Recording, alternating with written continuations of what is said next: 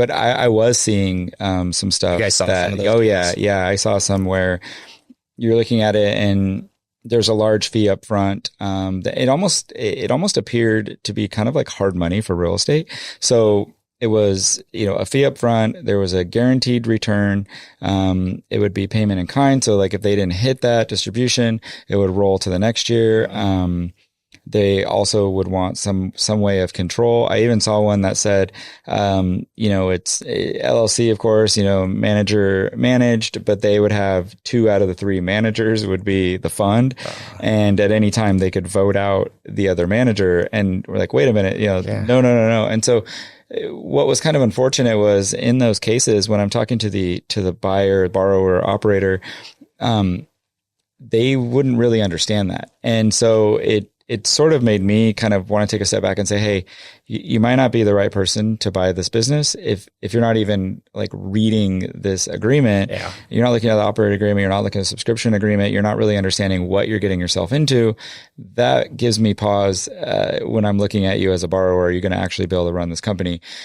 So we were seeing that. It wasn't a lot, but it was something that I feel like a lot of lenders probably weren't paying attention to. And so I think it was good for them to at least bring it to the attention and kind of say, this is what we're looking for. But on the other side, I feel like the SBA could have been a little bit more detailed and, is a little vague. We're hoping we'll get some more information and to be a little bit clearer, because until then we're trying to sort of interpret it the way that we think it's supposed to be. So yeah, I think it's probably a little bit of feeling out process right now for the lenders to try and, because the SBA was a little vague in what the requirements are. But whenever I'm having conversations with searchers, and I talk to them a lot, even pre-LOI, I'm happy to have conversations with searchers, get to know them and understand what it is that they're looking for. And if there's anything that we can do to help them out, whether it's a deal we're going to invest in or not, just love helping the search community. But one thing that I usually advise them to do is to think about the requests that are being made by potential partners, equity partners, and people like that. This should be a little bit of give and take. It is a negotiation, and these are people that you're going to be in the boat with paddling for a long time. And so if you find that any investor, whether it's an institutional, whether it's an individual, is really trying to drive the terms in everything towards their side of the table, and they're kind of shifting everything for their benefit, that would give me pause. And I know that whenever somebody's putting together equity for their very first deal, they're worried about getting the deal done, and kind of certainty to close is probably first thing on their mind.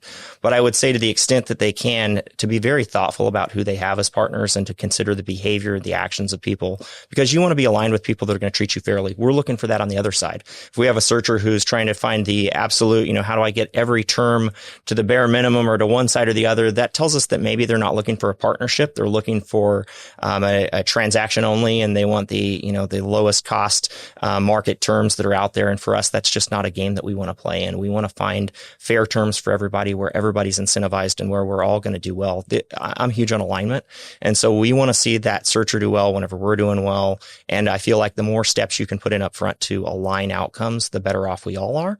And the searchers should be very cognizant of that whenever they're thinking about who to take equity from, because it is a little bit like a marriage.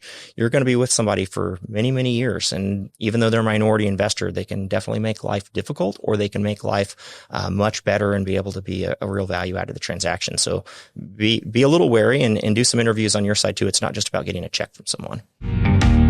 Thank you all for listening to Before You Buy or Sell a Business.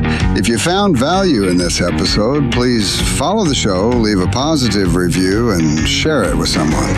For more information, check out jaredwjohnson.com. We'll see you all next time.